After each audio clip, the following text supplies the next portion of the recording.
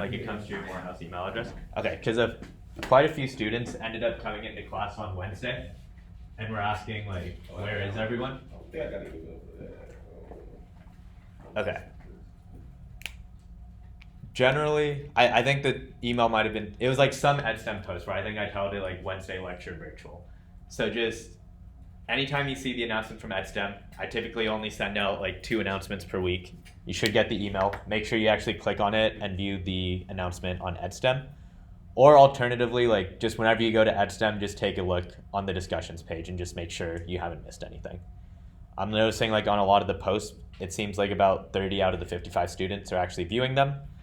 Again, the EdSTEM discussion page will look like this, and I'll put in announcements. So for example, Wednesday lecture and homework 3 release. So like as mentioned in class, Wednesday will be virtual, so you don't need to attend, but watch the recording, right? And in this recording, we cover stuff like the bonus meal problem, we cover the answers to homework 2 for the debugging the code, and we cover sum of digits, because I know those sum of digits and meal cost, a lot of students had trouble with, so just showing solutions to those. Yep. All right. Any questions before we start? Cool. Let's do it. So we're going to finish off if statements and then get into a new data type called char. So recap if, else, go into a new concept called nested if, and then we'll start a newer concept with char data types. Okay, so let's quickly, I know we've seen this slide a couple times, but I just really want to hammer it home. What is the first row here? Greater than, so it's x greater than y. Second row. Cool. Okay, so if x is 8 and y was 8, would this be true or false? True. Okay. Less than or equal to? Okay, so those 4 you may be seen in an algebra class. How about these next 2, which are new to, kind of a new concept just for coding? The double equals. Equals. Why don't, and I've seen this a lot in code with students in this class. A lot of students are putting 1 equal sign here. What happens if you put 1 equal sign? It's going to assign the value of y into x. So it's not going to give you a true or false. So really, if you're checking for equality, make sure you put in 2 equal signs. All right, how about this last one? Not equal to. Or essentially, is x different than y? Any questions on any of these? Okay. Then we also learned about logical operators. So this will allow us, each of these is like its own separate conditional expression, but what if we wanted to combine 2 different expressions together? So the example we did for and was the teenager case, where we wanted to check if the user's age was greater than or equal to 13, and is their age less than or equal to 19. We need both of those to be true for a person to be a teenager. So if both conditions are true, what is the overall result? True. All right. How about if one of them is true? False. False. So again, in the teenager one, if someone was 37, it's true that they're older than or equal to 13, but it's false that they're less than or equal to 19. And because both of them aren't true, the overall result ends up being false. And then how about false and false? All right. Any questions there? Okay. Does anyone remember the other logical operator we covered? Or. So this is with the pipe symbol, which is above your backslash. So you have to do shift backslash. And this one, at least one of them must be true. So the example we did in class was with the movie theater discounts. If the user's age is less than 10, or their age is greater than 65, then we give them a discount because they're either a child or they're a senior citizen. So if both are true, what's the result going to be? True. How about if one of them's true? True. Yeah. So it's or, right? So as long as one of them's true, this will be true. And then if they're both false? False. So again, the first and fourth row are the same between and or. The difference is really just the second and third row when only one of them is true or false. Yep. Any questions there? Okay. So let's go through some examples. So this first one, let's just read it out in English. So this first line, x, how would we read this first expression? X less than y. Okay. And then how would we read the second one? Or x equals y. Yep, so x is less than y. So is x less than y in this case? X is 10, y is 5, so this is false. Or x is equal to y. Is that true or false? Okay, so 2 falses. What are we going to get? All right, how about this one? How would we read it? Okay, so another way of thinking about that is x different than y? True. This one here? We kind of did it in this example here, but now it's its own condition. Okay. Yeah, so I know when we do variable assignment, the expression is always on the right side. For these kinds of relational expressions, it can be on either side. So in this case, x is 10 plus y is 5 is 15. So we're just checking, is 15 greater than or equal to 15, which is true. The other way we could have written this is 15 is less than or equal to x plus y. Either works.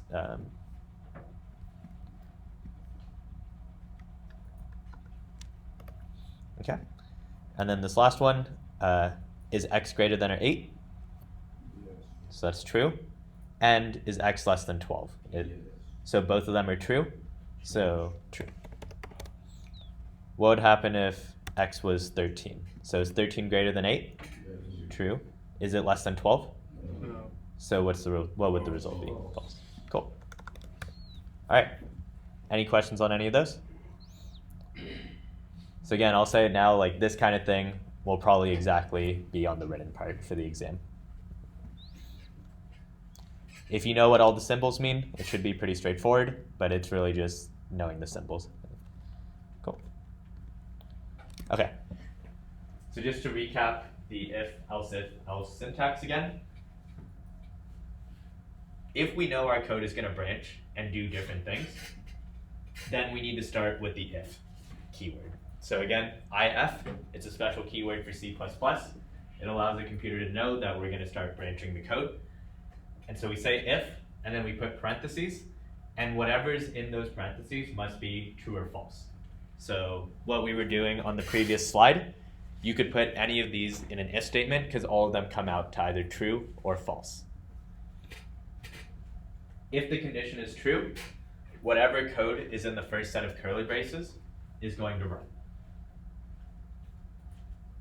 Else, if, another set of keywords, we can check another condition. And if that's true, then the code in the second set of brackets will run. And you can have as many else if statements as you want. It's kind of like a sandwich. You just have to start with the if statement at the top, and then you typically have the else statement at the very end. The else statement is optional. We kind of saw it with the absolute value example where we didn't do anything for positive numbers. You don't have to include the else, but in most programs, there's typically something you would do in the else case. And again, can someone explain why we don't have any parentheses or condition after the else? Because it's assumed that all that don't work, this will work. Yeah, so the else is really just checking all the other conditions. It's like if the first condition is false, and this condition is false, and if there's another else if, and that was false, this just catches every other case. Yeah. And again, only one of the code blocks is going to run. If this first if statement is true and it runs, everything below it will get skipped. So only one of the code blocks will run. Any questions there? All right, we're going to have you all practice a little bit. So we're going to take Chivers Dining Hall. I took the hours for Monday through Friday. And for this problem, we're going to have you all set up if, else statements. So kind of think about it now. I'm going to pass around some paper and you'll work on it in groups. But what we want to print out to the user, say the time is 8. So it would be between breakfast time. Then we just want to print out breakfast time. And so you don't have to write like all the code, including like the, like the include statement in the main function. We're really just writing this if, else. You two work together here.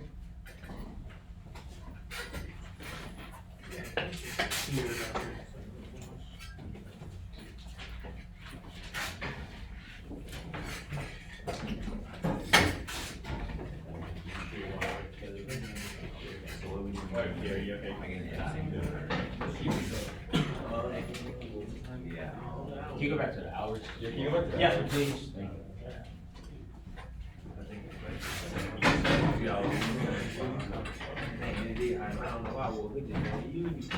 Here, I'll write up the hours on here. So breakfast, 7 to 10, lunch, and we'll assume you have a variable called hour, and it's going to be an int, and it's going to be a value between 0 to 24. So we're going to use like a 24-hour clock so that we don't have to deal with AM and PM. So breakfast is 7 to 10. Lunch is going to be essentially 11 to 15. 15 is like 3 p.m. because we're adding 12 to it. Dinner is going to be from 17 to 21, 5 p.m. to 9 p.m. And then otherwise, it's closed. So we want to print out either breakfast, lunch, dinner, or closed. And you have the variable hour.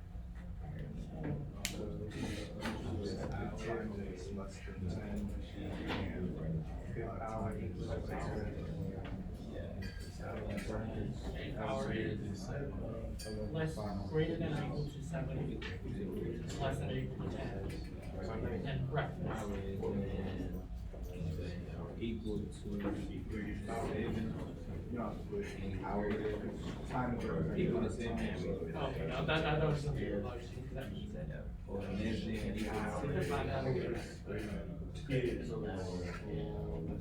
It's greater than 7. lunch. But not to be or.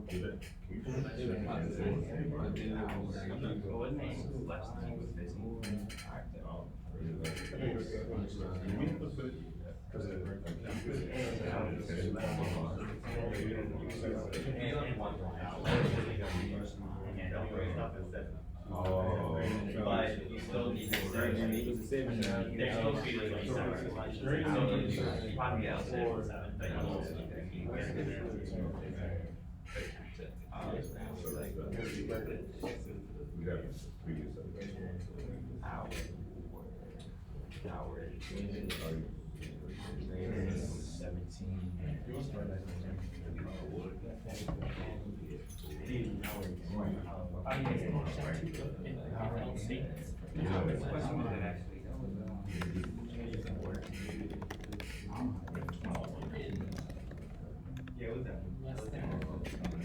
Greater than or equal to 10, and less than or equal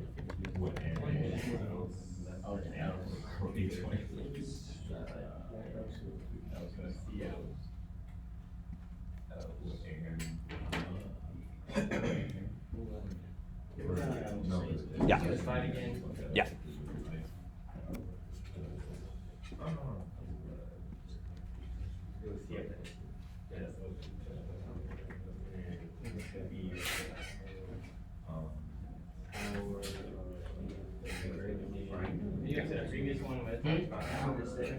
These hours? I wrote it up on the board too. Is it 11 to 15 and 16 to 21? I think dinner is 5 p.m. 5 to 9, so I think 17 to 21. Yeah.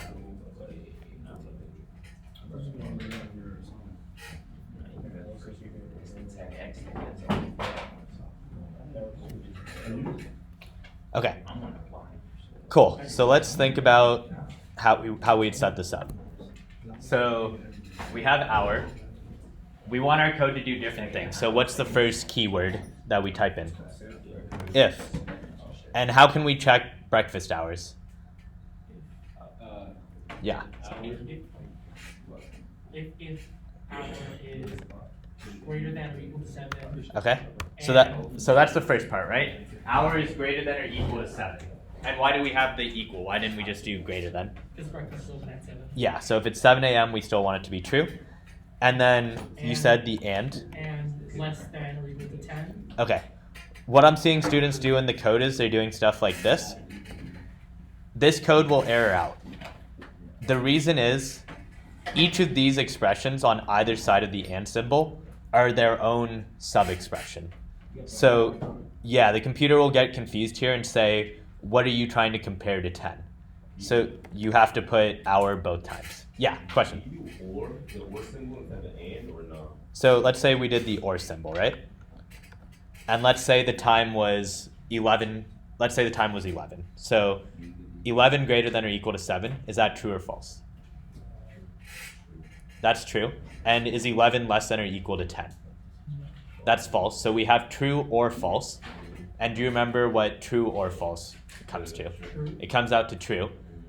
But in this case, it's not actually breakfast time. It would be lunch.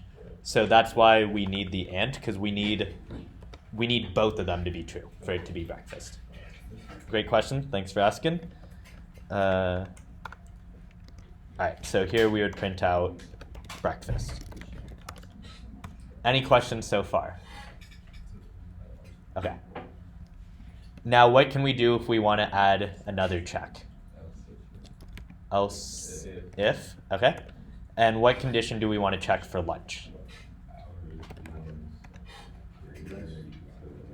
11, okay. And? Sweet. And in this case, if that's true, then all the code in this set of brackets will run. Woo. Okay. We'll do something very similar for dinner, except for this one, it's going to be 17 to 21. And this will be dinner time. All right. So now we're at an interesting point, right? We've got breakfast, we've got lunch, we've got dinner. If we really wanted to, we could do another else if to figure out the closing time. And we could put in that else if hour is greater than or equal to 0 and less than or equal to 7 and greater than 15 and less than 17, and like try to do all those cases individually for when it's closed. But that would be like very tedious and a lot of work. What can we do instead that would make things simpler? We just do an else. So if it's not breakfast, lunch, or dinner, then every other time that the user could put in, it's just closed. So that's what this else is getting. It's getting all the other cases.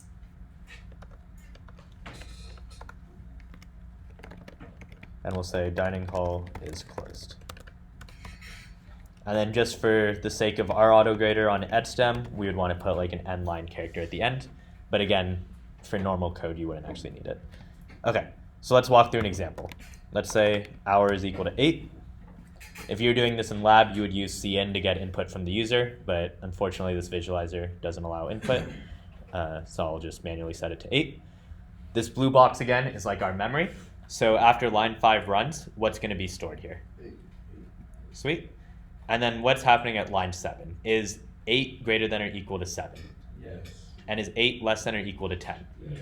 Okay, so both of those are true. So we do all the code in the brackets there. So it comes to breakfast time. After this code runs, what line does it go to next? Does it go to line? Yeah. So it doesn't go to 9, right? Even though like it could be true at 9 where it's less than 15, it doesn't even check it. After this gets printed out, breakfast time, it jumps all the way down to 16. So it skips the rest of the else if else structure. And then we just put in the new line. Any questions on that? Let's say we did another example where it was 23. So think about what's going to happen before we step through it.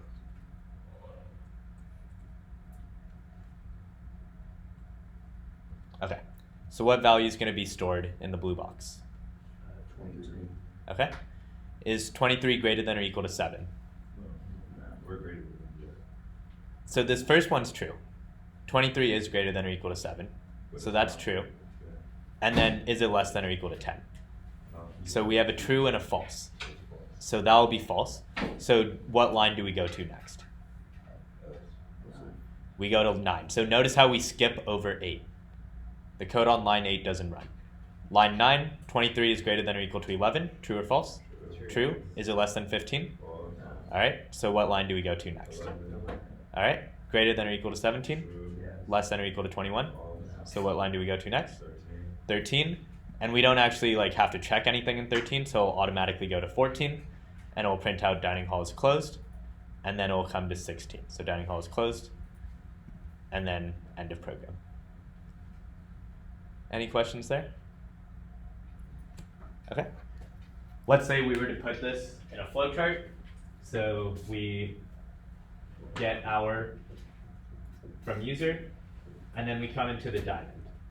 When we were doing diamonds before, we just put the if statement in here and we did arrows coming out for true or false. In this case, because we have a few different conditions, we can just generally put in the diamond, like check our, and then here we can draw 4 arrows coming out. So we could have, what is it, like 7 to 10, then we would print out breakfast. If it's this one here, so like 11 to 15, then we would do lunch. If there's an arrow out this way, that was 17 to 21, then we would do dinner. Else, we say closed. And then all of these will come back, and we'll continue with the code. And at the end, we just print new line. Yeah, does that flowchart make sense? I have a question. Yes, question. So like programs are like way bigger. Yes, You make flowcharts for those too. it can help. So on the homework, we have a problem with the calculator problem. And a student kind of came in and was like, you know, there's a lot going on. I don't really know what to do. We literally just made the flowchart. There were like 5 things in the flowchart, and then it was very easy to visualize what was happening. And then like the program became much easier to do. Okay. And especially for lab 4 with like the ELO system and rock, paper, scissors, it's like 2 separate problems. There's a lot going on. And for homework 4, I'll make you do a flowchart for that, just to like see the value of it. Generally, programs don't end up being, especially the ones we'll be doing in your like first few classes, they won't end up being like thousands of lines long. So even the Wordle project can be written in 40 to 50 lines, which is crazy for how much it's doing. So yes, like for Wordle, I will also have you make like a flowchart, and you'll see like all problems can kind of be simplified. And even if it was more lines of code, like we're just summarizing, right? Like we're just saying like just get the hour, but this might require 3 or 4 lines of code. So with flowcharts, you're just summarizing what's going on. Okay. Any other questions? Okay, let's go back to the presentation. Sweet. So that recaps kind of what we've learned these past couple weeks. Now we're kind of going to get into one final new concept with if statements before we move on. And that's what we call the nested if statement. So let's say, in addition to just saying whether it's breakfast, lunch, dinner, or closed, we also want to highlight if it's a special, some sort of special meal that day. So on Wednesdays, they do fried chicken. Do they do fried chicken on Wednesdays for breakfast or dinner, or is it just for lunch? It's just for lunch, right? So let's say we had an extra variable called like day. So string day. And we just wanted to modify the lunch case. So going back to our visualizer, we had this code. So we already said like breakfast time, it doesn't matter what day it is. We'll just always print out breakfast. So we don't have to change any code there. For the dinner case, we also don't serve the fried chicken for dinner, so we don't have to change anything there. So the only part we need to change is this lunchtime case. And I'll put it on the flowchart first to show what it can look like to do a nested if statement. So instead of printing out lunch every time the time is 11 to 15, we can actually add another if statement inside of here. So we can draw another diamond, and we can say day equals Wednesday. Sorry, it's a little bit tight, but we're just checking, does day equal Wednesday? And this, let me just draw it a little bit bigger.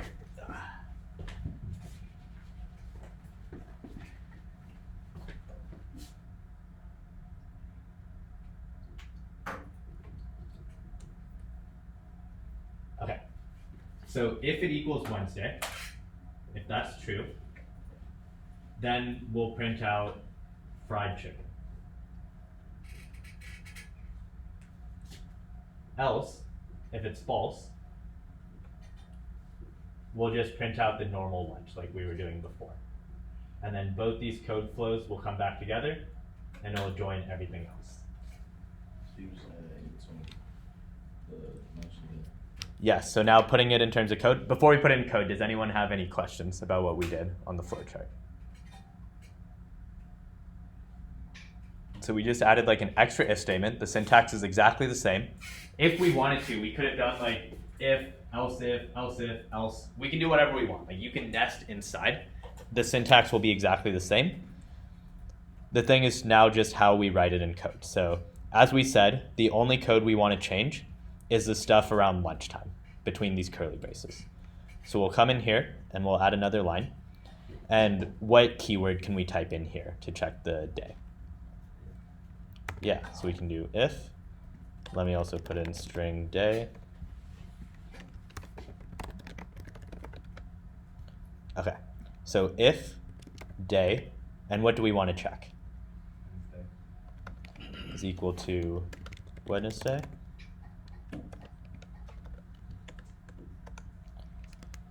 Then we'll print out fried chicken lunch. Else, if it's any other day besides Wednesday, then we just, yeah, so this line here, instead of printing it out for all lunch times, we'll put it just in the else. So if it's else, so any days besides Wednesday will just be normal lunchtime. So let's visualize, oh, no, stop, no. All right, and we'll put in, we'll say day is equal to Wednesday for this example. So the else statement can be in the middle of the Yeah. block of code. Like it don't have to always be at the end. Like, So it needs to be at the end of that indentation block. So one thing I'll show here, there's kind of two blocks that we're doing with this code. There's one if, else block that's just based on time. So that one, the else has to be at the very end. So this else refers to this condition, this hour condition, and this hour condition. This else statement that's nested only applies to this day check. And that's why we say indentation is super, super important, because with the indentation, you now know what the else refers to. right. Like this else refers to everything that's indented at this level, and this else refers to everything indented at this level. So your code would work if you didn't do any indentation, but you would be very confused what each else code actually referred to. So it'll still work. The computer's smart enough to be able to parse it out. For humans, it becomes very hard. If someone else were to read your code, they wouldn't know what, they would have to literally find each pair of else and put stuff together. It almost becomes like a puzzle. Okay. Yeah. So the indentation just makes it easier to see which groups go together. Okay. Oh, so you can. Yeah. So for the if statement, Mhm. if you already have a else if, Uh-huh. you don't need an else. Yeah, so you technically never need an else. Even if you just had an if, you could just have an if. So if you remember in the absolute value problem, we said if value is less than 0, multiply value by -1. But we didn't have like an else, because for positive numbers, we didn't need to do anything. Okay. So you never actually need the else. But a lot of problems, generally, there's something you want to do in the else case. So that's why we have it as an option. Okay. So even though that you put else, like after else is, you put else, then you put else. Mhm. Like in the indent, is that what make you be able to put else again, or you can like, or can I put else if after the last else? Like is it not gonna do a syntax error that since you put else before else if? So again, it's based on the indentation. Okay. So this is its own little block. Okay. And so it's fine to like have it here as its own block. And then this else if will correspond with like, oh wow, you can highlight. Okay, sweet. So everything here and this, oh, why is it not letting me highlight this one? Okay, but like these 3 lines plus this else are all one thing, Okay. kind of one code block. And then this one and this one are like their own separate one that's just nested. And again, maybe this picture kind of helps a little bit just to show kind of the different blocks. are all treated as their own separate structure. Okay, let's step through the visualizer. So what's the value of, let's change hour to 12.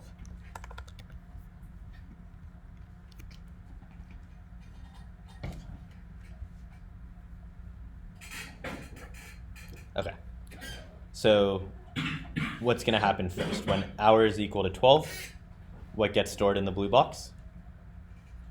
12, okay. Again, the visualizer can't really do strings properly, but it would store Wednesday for here. So is 12 greater than or equal to 7? Yes. Is it less than or equal to 10? No. So we have 1 true and 1 false. So what line runs next? 11, because that overall expression is false. All right, is 12 greater than or equal to 11? Yeah. Is it less than or equal to 15? Yeah. All right, so what line goes next? If they, Yep, so we'll go to line 12, and it's checking, is day equal to Wednesday? Is this going to be true or false? True. This is going to be true, so what line's going to run next? 13, Yep, so 13, fried chicken lunch, so that's going to be printed there. What's going to happen after line 13? in line. Yeah, so it's going to skip this other else, and then it's going to come to 17, but it's going to see, oh, we already did 11. So now the outer if statement has also been completed, and it will come all the way down to 22. So it printed out fried chicken lunch, and then it'll print out the new line. Any questions there? Again, in the code, it can look like a lot's going on. It can help when you have these flowcharts, because then you see like this if statement is only for this case, and everything else is normal. Yeah. Sweet. Yeah, question? So if you enter like for string day equals Wednesday, you enter string day equals Thursday, right? Sure. So it's gonna change, you just go down to line 15, and skip the fried chicken lunch. Yeah, so let's just confirm it, just so that everyone sees. That's a good question.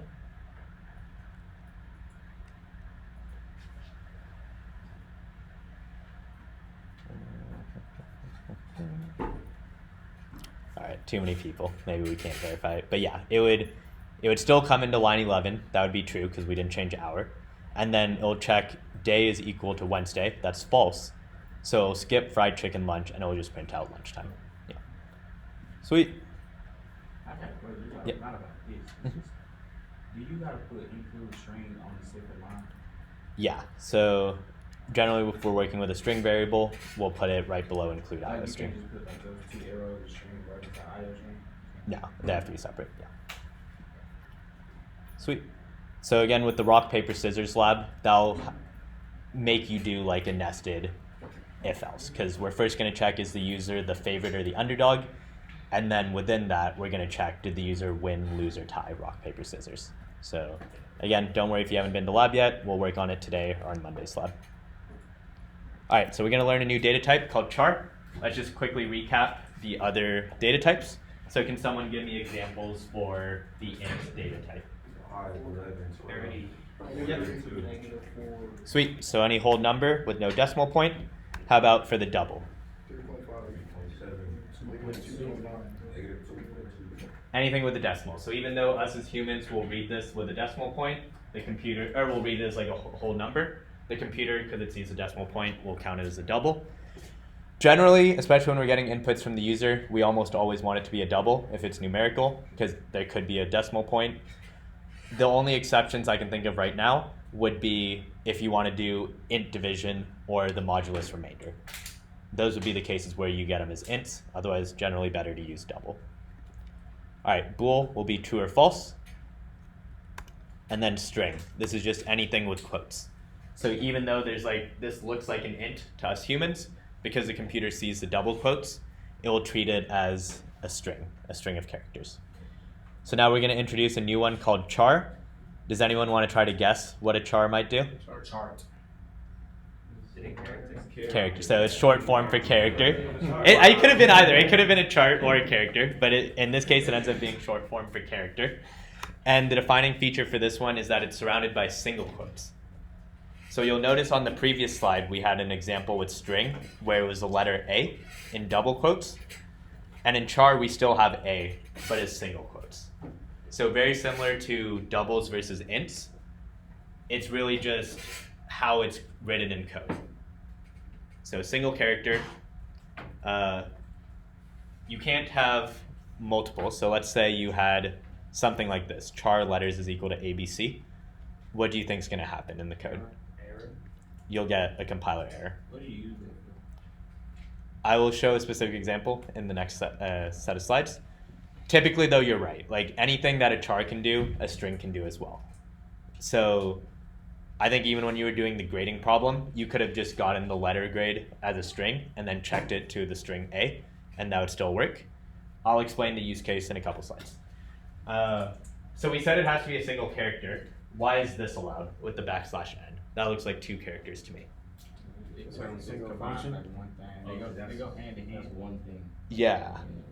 So the computer views that as one character, and we talked earlier in the class about, or like in an earlier lecture, about how computers actually store letters as numbers. And so that \n is actually stored as the number 10. And it's just stored as a new line character. But everything else, it has to be one character essentially. Yeah. Can you use that to like replace an operator? You're saying like the plus symbol? Yeah.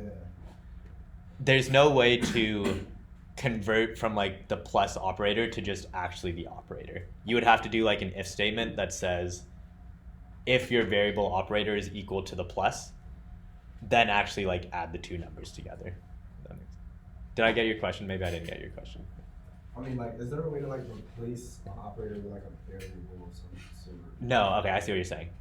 There's not. Like you can store the operator in a string or a character, Yeah. but to actually use it to do mathematical operations, We need the actual. you would need the actual one. So to do that, you would need some if statement to say, if the string is the division operator, then actually do division. Yeah, there's no way to just store operators. Yeah. Okay. So one small thing, you don't really need to know this, but it's kind of interesting. When we were talking about storing strings, we talked about how the computer will automatically add this null terminator character at the end because it doesn't know how long the string is.